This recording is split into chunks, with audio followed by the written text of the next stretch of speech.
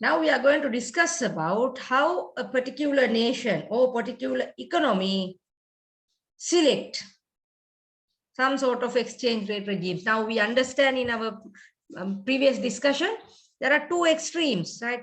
Either we go with fixed system, or we can go with flexible system, or we can go with a hybrid system like PET system or managed floating system.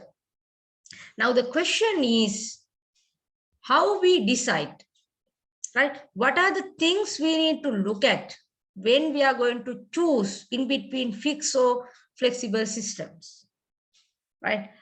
Right? How are what are the situation that central bank concerned when they are fixed Sri Lankan rupee and dollar price like 202 rupees per dollar? So central bank එක dollar එක 202කට තියා ගැනීමට තීරණය ගත්තේ ඇයි? මොකක්ද බලපු හේතු සාධක?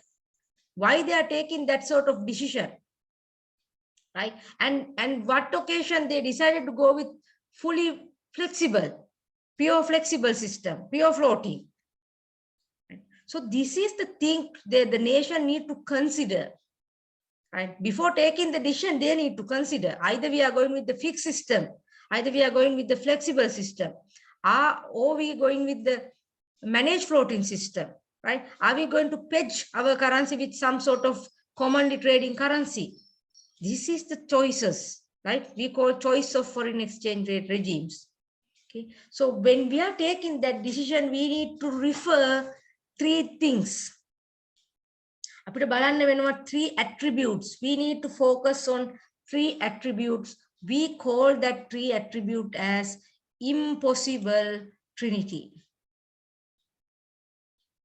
Right? If you remember our earlier stage at the discussion, I also show you this, right? Trilemma. The trilemma we have in three corner, right? We cannot achieve that three corner together. So country has to decide which policy we need to focus on. Either we go with the exchange rate stability, right? Or we go with the capital control, or we go with the economic policy. That means establishing economic condition. Right? අපි ට්‍රිලේමා එකේදී අඳුරගත්තානේ එහෙම. අපි capital එක flow කරනවද? එහෙම නැත්නම් අපි exchange rate එක ෆික්ස් කරගෙන ඉන්නවද? ස්ටැබිලයිස් කරනවද? එහෙම නැත්නම් අපි ඉකොනොමි එක ස්ට්‍රෙන්තන් කරනවද? We need to decide that three corner. Okay? So that three corner we call impossible trinity. Right? Earlier we identified as a trilemma. Those are the three things we need to concern. At that time also, I told you that we cannot achieve those three together. Right? Either we have to go with this corner and this corner, right? Or we go with this one and this one, or we go with this one and this one, right? Then we have to select our policy in between that. Okay, so what are those three attributes? The three attributes, right? That is, we call impossible trinity. Those are three attributes. First one, either we go with exchange rate stability, right? Or are we going with full financial integration, that is capital inflow or outflow? And are we going with monetary independence, right? Whether how we are going to decide with the money supply, interest rate, that is a monetary independent, right? Monetary independent money supply ekai, right? And interest rate, right? We have to decide those two things based on the inflation. Remember that money supply and interest rate, we have to reverse, we have to take changes according to the inflations in country. Okay, so those are the things we call three attributes we need to look at when we deciding the exchange rate choices, right? Either we go with fixed system or go with flexible system, right? Moving on, this is what we call trilemma,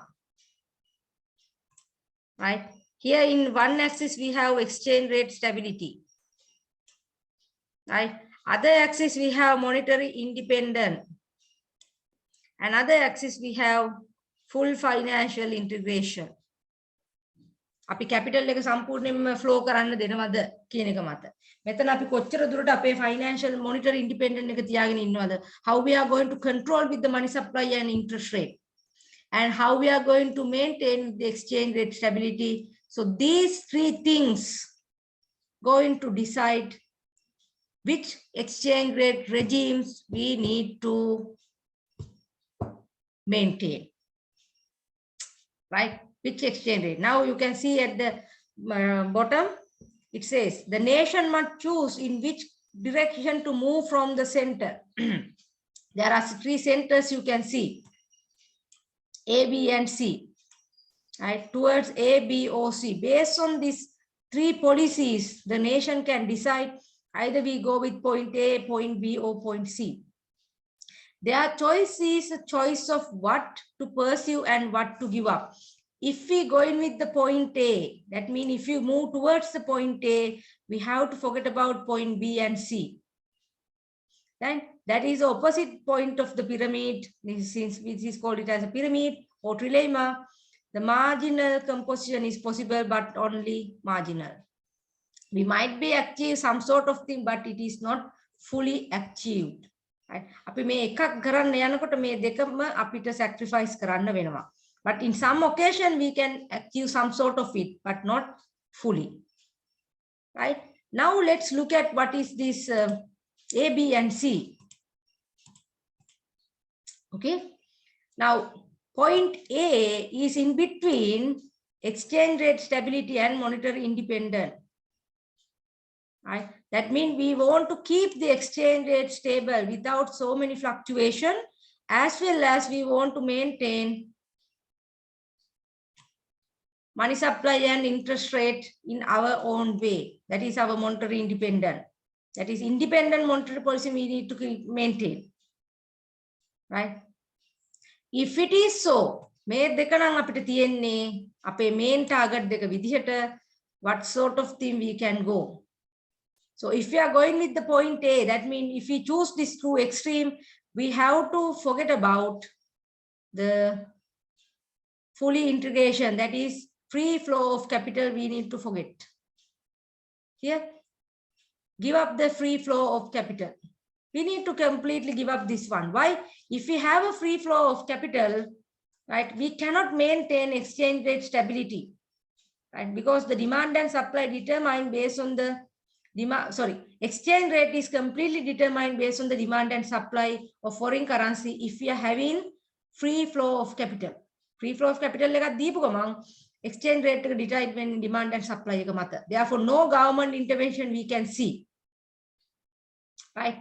And if you want to keep the monetary independence, that means we need to control the demand, money supply and interest rate. Then also we have to forget about free flow of capital. Right? If it is having this sort of thing, what sort of exchange rate regimes we can maintain? මේ වගේ එකක් යන්න නම් මොන වගේ exchange rate system එකක්ද අපි maintain කර යුත්තේ? We need to maintain the exchange rate stability. Right? We like to keep it as manage or fix. That actually answer is given in here. Right? So it should be manage or hedge exchange rate system. Right? Point එකකට යනවා නම් ගොඩක් වෙලාවට අපිට manage system එකක් තමයි maintain කරන්න වෙන්නේ exchange rate system එකක්. Or we can hedge. Right? That is the first thing. And if you look at the other thing, right? Look at the point B. What is point B? It is we like to maintain exchange rate stability as well as we like to have free flow of capital. Right? Exchange rate එක stability එකක් තියාගන්න ඕනේ. Capital එක flow කරන්නත් ඕනේ. ඒ කියන්නේ fully open කරන්න ඕනේ capital flow එක. And we have to give up independent monetary policy. Why we need to give up independent monetary policy? Because independent monetary policy does not allow, that means we cannot control our money and supply if we are allowed to free the capital flow. එතකොට අපිට ඕන ඕන විදිහට මුදල් අච්චු ගහන්න අපිට ඕන ඕන විදිහට interest rate එක වැඩි කරන්න බෑ. Free flow of capital එකක් නම් තියෙන්නේ. Right? So if you are going this side of thing, right? මේ වගේ වෙලාවක අපි මොකද්ද කරන්න පුළුවන්? Exchange rate stability we need to maintain, as well as a free flow of capital we need to maintain, right? What we can do? What we can do, right? We can go with the flexible exchange rate system, right? We can go with the flexible exchange rate system, but it cannot be full floating system. Full floating එකක් එන්නේ නැහැ. Why? Because we are having exchange rate stability. Exchange rate stability එක maintain කරන්නත් ඕනේ. Therefore, there may be a floating system, but not fully float. Right? That's not fully float. Here we having managed or pledge system, point A, but point B, we might be having managed floating system, not the pledge. Pledge කරන්න බෑ. If it is pledge, we cannot go with the free flow of capital. Right? We might be go with fully, that means fully floating, and when the occasion is there, government intervention can be like we identified as a leaning against wind, and that some kind of fluctuation occurring, central bank can intervene into the market. Right? That is second scenario. And if you look at the third scenario, we like to maintain the monetary independence. Right? We like to maintain monetary independence, as well as we like to maintain free flow of capital. Capital එකක් flow කරන්න ඕනේ, monetary independence එකක් තියාගන්න ඕනේ. So what we can do? Right? So normally United States and Japan, they following this thing. And you can give some example also given in this box. Right? So here you need to do is you have to give up fixed exchange rate system. There is no managed floating of things we can see. We have to have free floating system. අපිට මේක එනවා free floating system එක. Right? Now you can see based on the example, based on these 3 points, 3 impossible trilemma. Why it is impossible trilemma? Because only one point we can achieve at once. So that point, depending on the more economy policy we decided to achieve, right? Economy policy එක අනුව තමයි මේ points තීරණය වෙන්නේ. Okay, so based on that we decide either we go with free float system, either we go with managed float system, or we go with fixed exchange rate system or pledge exchange rate system. Right? So now you will get understanding, you might be understand how country choose or the choices of the exchange rate system. Okay? So here all exchange rate regime must deal with the trade-off between rules and discretion. That in we have to look at two extremes, always two extremes. Right? And one is rule, other one is independent. Right? The cooperation and independent. We will discuss that in next slide, more detail. But here what we do is we have to obey with the two rules we are setting. Right? මේවා තමයි rules. මේ rules වලට අපි obey කරගන්නවා. ඒ obey වෙන විදිහට තමයි exchange rate regime එක තීරණය වෙන්නේ. Right? So now the present system is characteristic by no rules with varying degree of cooperation. Right? Here what we identified as we have so many rules. Right? We have so many rules to obey. Right? As well as the integration is also there. Likewise, how far we are cooperating with the world. Right? Now the present scenario, the current scenario, current monetary system, current exchange rate system is characteristic with no rules, but more of cooperation, more integration with the markets. Right? So they believe that the new international monetary system could succeed only if it is combining cooperation among nations with individual discretion to pursue domestic, social, economic, and financial goals. Right? So that is the new era in monetary system or financial system. Right? So it only succeeds how far we are going to cooperate among nations. Right? So that's why I told you at our first session, the self-sufficient economy is no anymore. There is no any country that are that fulfill with self-sufficient economy. කිසිම රටක් නැහැ නේ ස්වයංපෝෂිත ආර්ථික. So we have to have cooperation. We have to have integrate with other nations. Right? So how far we establishing integration or cooperation, it also determine whether we are going with the fixed system, flexible system, fed system, or managed floating system. Right? With that explanation, look at this exchange rate regimes trade-off.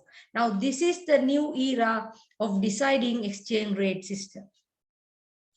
Right? May තියෙන exchange rate system ඇති වෙච්ච විදිය ගැන බලපු trade-off එක. Now we call it as a trade-off. Why? We have to look at 2 points. Okay. Now, earlier it looked at the policy rules and without cooperation.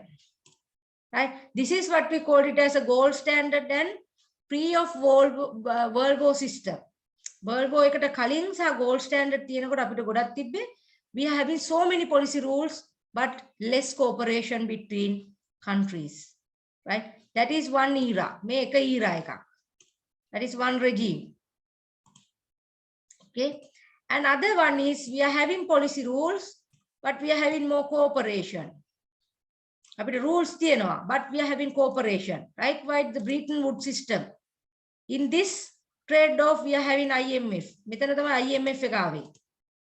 Right? IMF and World Bank. Right? That is the cooperation we are having. Right? But rules are there, cooperation also there. Here, in the other way around, what we can see, what we can see is no cooperation, no rules. Cooperation utne, rule ekakut naha. Right? So this is the time era we call that US dollar. That means it tried to maintain big role in the economy.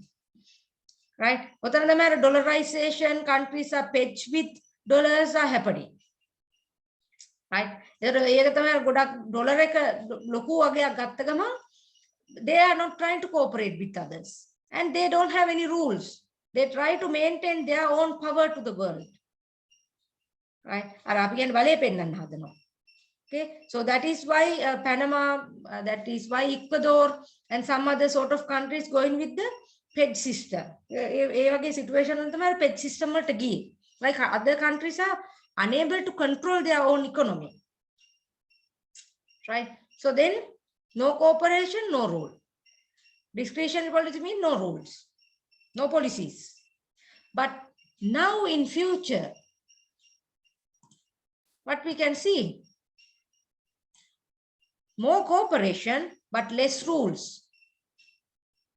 Right? Now countries are trying to have more cooperation between or among nations with limited number of rules and regulation. Right? Now this is the future. This is happening. Right? Even IMF, we can ask so many cooperation with limited rules, but unfortunately we don't know what will happen. Right? There's countries like this. Right? This trade-off, I don't see the reality. But now the trend is go with more cooperation with less rules. Okay, that's why we identified in here. The present system is characteristic by no rules with varying degree of cooperation. Right? So based on that, the future exchange rate regimes going to be emerged. May anuwa exchange rate regimes ඉස්සරහට ඇති වෙන්න පුළුවන්. Right? So we will see what sort of new things come in future. මොනවද අලුතෙන් එන්නේ කියන එක අපිට බලන්න පුළුවන්. Right. So the last discussion with the session number 3, that is a government intervention. I told you that when we are discussing the two extreme, right? Api extreme dekama kata karane, fixed and flexible. We discuss about the fixed system. We discuss about the flexible system. Right? Fixed and flexible. Okay. So either we are going with the complete fixed or complete flexible, or are we going with the hybrid system depending on this government intervention? මේ government intervention එක අනුව තමයි ඒක depend වෙන්නේ. Okay? Based on this government intervention. Right? If we have so much of government intervention, we can see like managed floating system, right? It is the dirty float, we call dirty float, where government intervention is high. අපි දසාවනේ dirty float එකක් කියලා කියන්නේ එහෙම. Government intervention එක ගොඩක් නා. අපි flexible කරාට government intervention එක වැඩි. Like what we are doing recently. This is called dirty floating. Dirty float system. Right? And some sort of thing, managed floating is there. Right? Like we identified when there is a random occasion, the government intervention is there. When there is a daily huge fluctuation, government intervention is there. Right? But those are temporary intervention. Okay. So likewise, we identify several kind of government intervention. Okay. The central bank, actually central bank is the main authority party who intervene into the market. Central bank එක තමයි මෙතන එන්නේ government එකේ body එක විදිහට. Okay. The central bank of the country may intervene in the foreign exchange market to control its currency's value. Actually, central bank intervene into the market to maintain the domestic currency value. Like in a fixed system, we identified when they are increasing exchange rate, it undervalue the domestic currency. When they are decreasing exchange rate compared to the market forces, it overvalue the domestic currency. So central banks sometimes have their own intention to maintain the overvalue as well as the undervalue of the domestic currency. Right? Central bank එක purposefully overvalue කරනවා. We overvalue to demotivate imports. Right? Sorry, purposefully undervalue convert to demotivate imports and motivate export. Right? And other way around, it's purposefully overvalued. They overvalued the foreign currency in order to encourage imports. Right? Import encourage කරන්න તો overvalue කරන්න පුළුවන්. Right? So that sort of things the government central bank has to think when they are deciding to overvalue or undervalue foreign currency, sorry, domestic currency. Right? The one thing is to smooth the exchange rate movement, government intervention is there. Right? As I mentioned you earlier, if this is the market rate, right? If this is the market rate, right? If if daily fluctuations are occurring like this, right? If it is increasing like this in a highest rate, or if it is decreasing, right? If it is decreasing in a highest rate, right? When exchange rate increasing means there is a huge demand, there is a massive demand for foreign currency. Foreign currency demand එක වැඩි වෙච්ච ගමන් තමයි exchange rate එක වැඩි වෙන්නේ. Exchange rate decreasing means there is a high supply of foreign currency. Right? Those two conditions is not good. If it is increasing exchange rate, right, it give more motivation to the it give motivation to the export. But if you are unable to supply that export demand, there is no such a things to increase the exchange rate. Exchange rate එක වැඩි වුණා කියලා අපිට export demand එක cover කරගන්න බැයි නම් ඒකෙන් exchange rate එක වැඩි වුණා කියලා වාසියක්වත් වෙන්නේ නැහැ රටට. And other thing is the country like us, our import demand is so high. We are importing so many things. Once the exchange rate increasing like this, it is severely affect to the economy of the country. Right?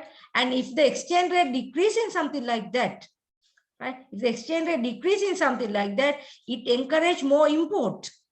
They are import particular now. Right? That also impact to the domestic industries in the country. So unnecessary imports increasing. Exchange rate වැඩි වෙච්ච ගමන්, sorry, අඩු වෙච්ච ගමන් unnecessary imports වැඩි වෙනවා රටක. As well as export demand decreasing. Right? Therefore, central bank intervene into the market to maintain the fluctuation and smooth the exchange rate movements. Okay, so that is first intention. Another thing to establish implicit exchange rate boundaries. That the country will not fall below or rise above. That is why I told you, right? Now this is a market rate, right? And central bank allowed to increase up to this level, right? If it is go beyond that point, central bank supply domestic foreign currency, right? And if it is drop down below this point, right? Exchange rate ඕනට වඩා අඩු වෙනවා නම් that mean excess supply is there, so central bank absorb that excess supply, right? ඒක හොඳට තේරුම් ගන්න. exchange rate එක ඕනට වඩා අඩු වෙනවා කියලා කියන්නේ market එකේ excess supply එකක් එනවා.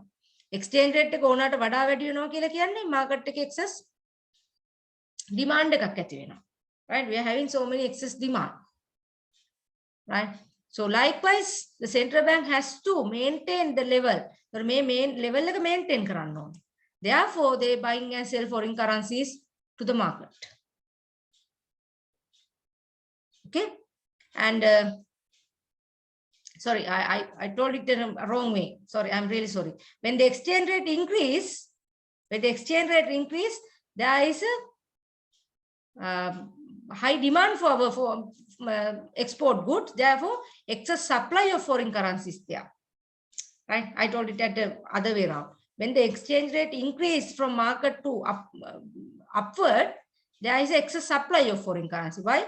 Our demand for export increasing as a result of that foreign currency supply increase, right? And there is a lower demand for import also, right? Then there is excess supply in the market, so government, central bank absorb that excess supply by purchasing dollars from the market. But when the exchange rate decreasing something like that, right? Exchange rate එක අඩු වෙනකොට there is a excess demand for a foreign currency. Why?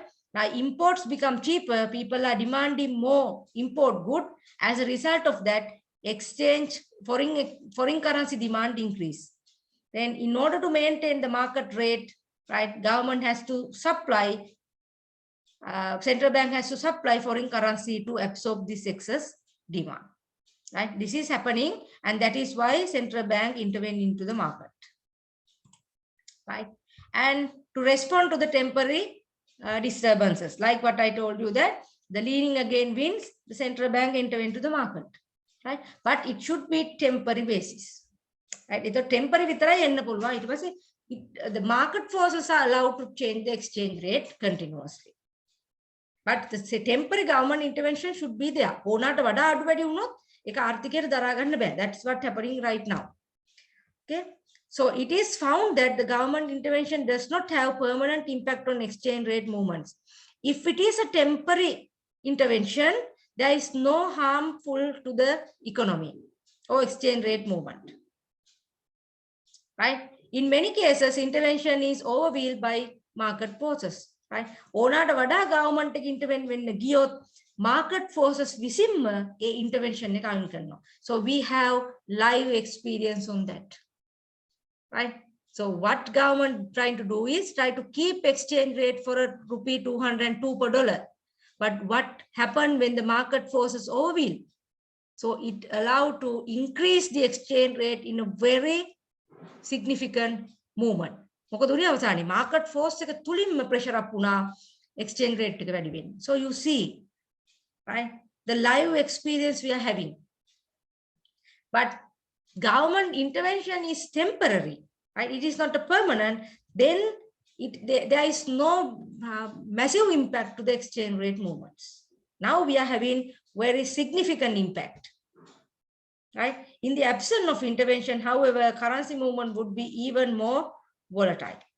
Right? That is why I told you, if government is not intervention like this sort of fluctuation, right? The මෙතන මේ එන fluctuation එකට government එක intervene නොවුනොත් this is going so far.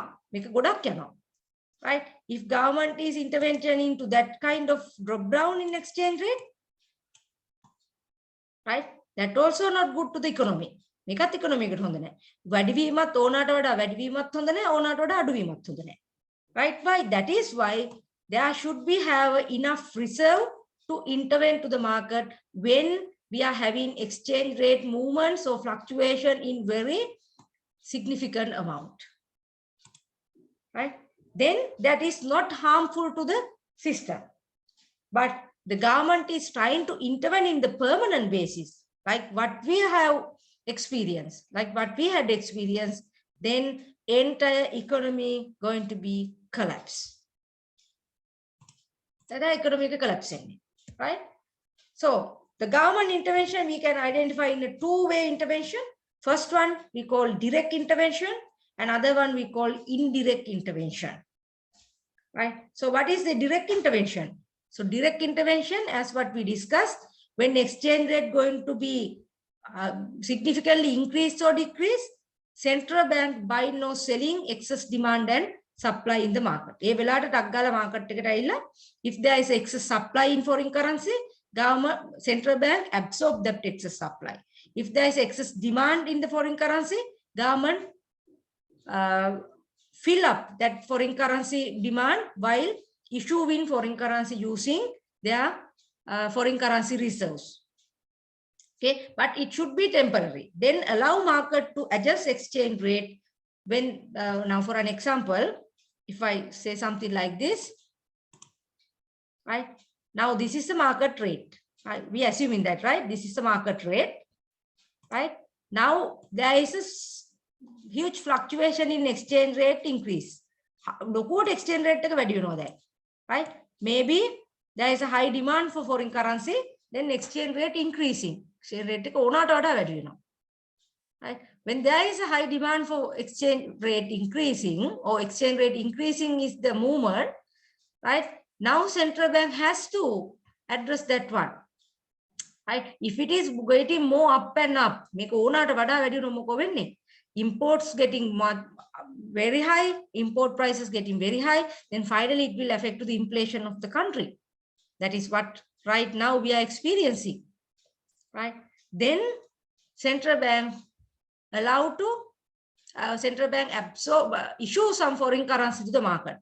Only issue no foreign currency, then what will happen? Then what will happen? Now exchange rate come into this level. On exchange rate level. Right? That means it reduce. Right? When exchange rate reduce, right? When exchange rate reduce, so it will give some hint, right? Exchange rate what we can see. Right? Now market rate is, sorry, assuming that this is 250, right? Now this is 250, right? So central bank intervened into the market and provide some dollar to the market. Now it is lesser than 200, let's see 220. When there is a less exchange rate reduce, what are the consequences? Exchange rate what are the consequences? Exchange rate reduce. So then again, there is a demand for import. Right? Then again, there is a demand for import and less demand for export. Why? Then export getting cheaper, export getting expensive to foreigners, and import getting cheaper to us. Import then again, we are having demand, high demand for export. Right? So finally, these exchange rates are determined in some up to some level. Equilibrium where the market forces decide the demand and supply of the foreign currency.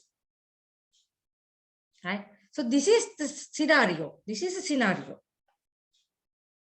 Right? So when the exchange rate again increase, then it will discourage imports and again encourage export. Right? Likewise, exchange rate getting stable up to some level.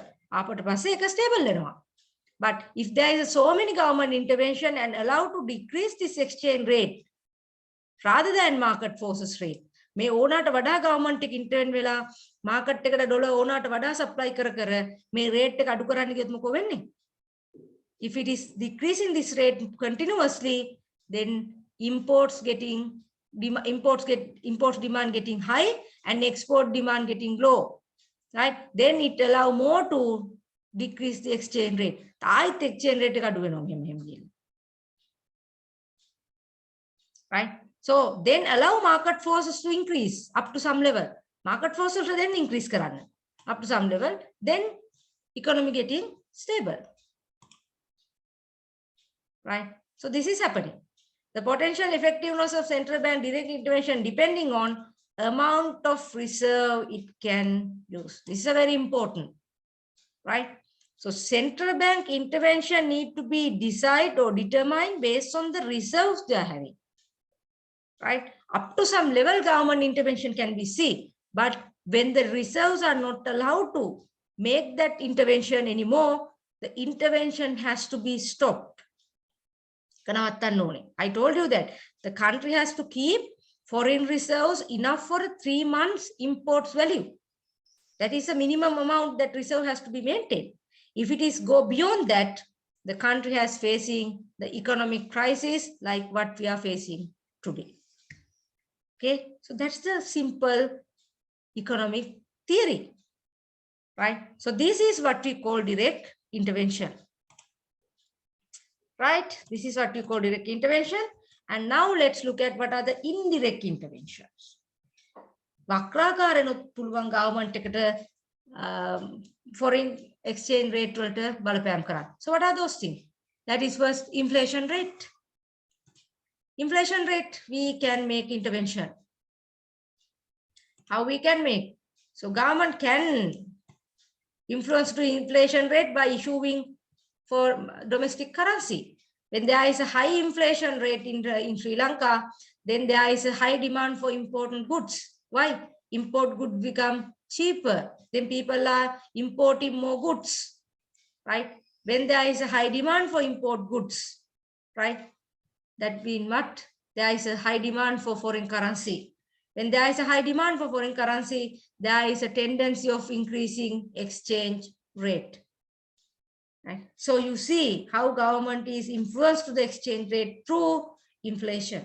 The inflation money supply inflation import goods become cheaper. Imports good million domestic goods then we are demanding more import goods. When demanding more imports good, demand for foreign currency increase. As a result of that, exchange rate increase. Right? Another thing is what? Interest rate. How's that? When Sri Lankan interest rate is high, right? Assuming that we have a high interest rate, right? The central bank announced that interest rate getting increased. Now, recently we are having in historically increasing amount, that historically the significant increase we can see the interest rate, right? When we are having high interest rate, foreigners are willing to invest in our assets, right? In our savings and in our investment, right? Why? We are paying high interest rate. Then capital inflow increase. Then foreign currency supply increase. When the foreign currency supply increase, as a result of that, exchange rate decrease. Foreign currency supply exchange rate and income level, right? When you have high income level, when government are forcing have high income level like printing money and something, right? People have more income. If we have income sources, and if we are expanding our economy, we have so many income levels, right? When income level increase, there is a more demand for import goods. Look at that, right? People are demanding more luxury goods, right? Then imports good increases, import demand increases. As a result of that, foreign currency demand increase. Then again, it influences to the exchange rate increase. Right? Another thing, our own government controls, right? The government might be control over some imported goods, right? When the government controls some imported goods, the demand for that goods getting decreased, right? As a result of that, foreign currency demand decrease, then exchange rate going to decrease, right? Demand decrease, exchange rate another one is expectation of future exchange rate. Now, people are assuming that exchange rate going to be increased, right? And government making some hint that future exchange rate going to increase. Then what people are trying to do? They try to buy foreign currency at today's lower price and expected to sell them at a future high price. Future exchange rate එක වැඩි වෙනවා කියලා government එක hint එකක් දුන්නොත් මොකෝ වෙන්නේ මිනිස්සු? අපි හිතමු ඉස්සරහට බඩු මිල වැඩි වෙනවා. මොකෝ කරන්නේ මිනිස්සු? අඩු මිලට තියාගෙන රැස් කළා වැඩි මිලට විකුණනවා. Right? Then there is some hint, some clue that government reveal future exchange rate going to increase. What people do is they try to buy foreign currency at lower price and try to sell at high price. Then the demand for foreign currency increase. As a result of that, exchange rate increase as we expected, right? Then people sell their foreign currency. As we expected, the exchange rate going to decrease very suddenly, right? So that is some kind of temporary boom. So likewise, the government can indirectly intervene into the market, right? So those are the scenario we can see under exchange rate regimes, right? Okay, classroom exercise number 3, that is the last exercise we are given based on this your international finance subject. This is individual, not the group, right? So you have to submit the answer as individually. So find 5 nations. You have to include at least 3 developed countries or 2 developing nations, or 3 developing nations and 2 developed countries, and figure it out what sort of foreign exchange rate systems they are currently implement, right? Look at what sort of thing. Either they are going with the fixed system or they are going with the flexible system, right? If it is a flexible, it is a poor floating or managed floating, or are they going with the PEG system, right? And you need to provide justification why those particular countries use either fixed, flexible, or floating, pure floating or managed floating, right? Look at the example, use the internet sources and find it out. 5 nations, including at least 3 developed, 2 developing nation, or 3 developing nation, or and 2 developed nation, right? So this 5 has to be, otherwise you might be forget, right?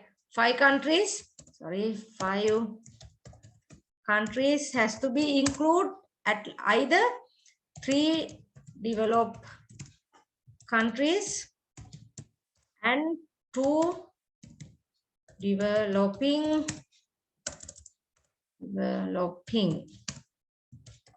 countries, or else you can use 2 developed countries and 3 developing countries, right? Don't use 1 developed and 4 developing, or 4 developing and 1 developed, right? You have to have some, at least some sort of equal chances, right? And you need to provide justification why they are choosing either fixed, floating, or managed floating system, right? So upload the answer to the LMS on or before 27th May 2022. The link is already open, right? So that's the end of the session number 3 we are discussing, right? So if I summarize what we discussed so far under the session number 3, we identified key exchange rate regimes where the countries are choose to control or manage their foreign exchange rate system, right? We identified 2 extreme like fixed system and floating system. Under fixed system, we discuss about the repercussions, so consequences are occurring when government or central bank trying to keep the exchange rate fixed. We identified as a overvaluation is derived to revaluation, and undervaluation is derived to devaluation. Sorry, overvaluation is derived to devaluation, undervaluation is derived to revaluation. I beg your pardon, I'm making some mistake, right? Undervaluation is going to the revaluation, overvaluation is going to devaluation, right? Therefore, we identify that in normally countries are going with the flexible rate system, but even the flexible, we can see some sort of government intervention. If government intervention is high, we identify it as a dirty floating system. But if government intervention is some sort of temporary intervention, we call it as a managed floating system. And under the managed floating system also, we see 3 subcategories like leaning over wind and unofficial pledge, and when the fluctuation is there, government intervention we can see. And a part of that, we discuss about the pledge exchange rate system. So in here, pledge, what we do as the the country is trying to officially fix its domestic currency to one particular foreign currency or stable currency. When the stable currency, that means that sort of foreign currency going to be changed according to their currencies, their other currencies, then the domestic currency value going to be changed. Otherwise, the domestic currency going to be fixed, since the well-recognized currency do not change as much as we can see. Right? That is a PEG system. Then we finally discussed one of the most important aspects. We identified how country decide the exchange rate choices based on impossible trinity. Right? We identified 3 different scenarios, 3 economic policies that government tried to maintain, and we identified 3 points, ABC points, and find it out how country can achieve 1 point while sacrificing other 2 points. Right? Then finally, we discuss about the government intervention. From the government intervention, we know the government intervention can be direct intervention. That means when the exchange rates are significantly fluctuate, that means if it is going to be increased or decreased, government, central bank intervened into the market while buying and selling foreign currencies using their foreign reserves. But with the experience we are enjoying right now, with the repercussion we are enjoying right now, we identify that the government intervention should not be permanent. It should be temporary and allow market forces to determine exchange rate continuously. Right? And indirectly also government can intervene into the market, like inflation rate, interest rate, income level, as well as some kind of future expectation hint the exchange rate going to be changed as a result of government intervention. Okay, so that's the thing we discussed under the session number 3, and I believe that you understand very precisely what is the meaning of exchange rate system and how it is influenced to the exchange rate management. Okay, for the last to think something, right? This is some kind of a quote taken from Sidney Harris. So it says, when I heard someone say life is hard, you try to ask always, right? Compare to what? Right? Sometimes we experiencing hard. We believe it is hard because we compare with someone else. And we see that that person is not having that experience. Therefore, my life getting hard. But the heart or easiness or whatever, it's depend on how far we are going to compare and whom we are going to compare, right? What sort of sources we are going to compare, right? Therefore, think when we are doing something, right? Assuming or believing that, right?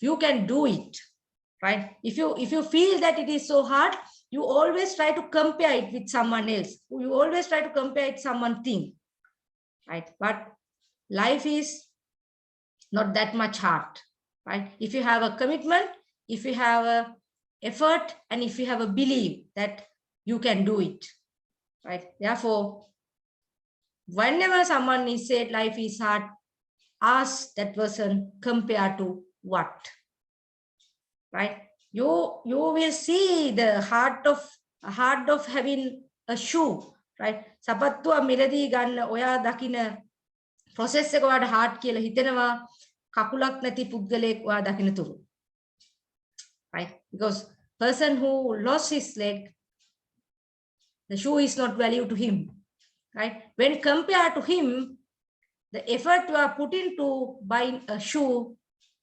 is not that much hard, right? So likewise, always look at your life in your way, right? Not someone else, right? If you are going to compare with your life with someone else, then definitely life is hard, right? So think about that. So that's the end of the session number 3, and enjoy. I hope that you enjoy the session and get some idea, as well as enjoy the live session. Think about it. And thank you very much, everyone, for joining with us with the session number 3, and wish you all very good day to ahead.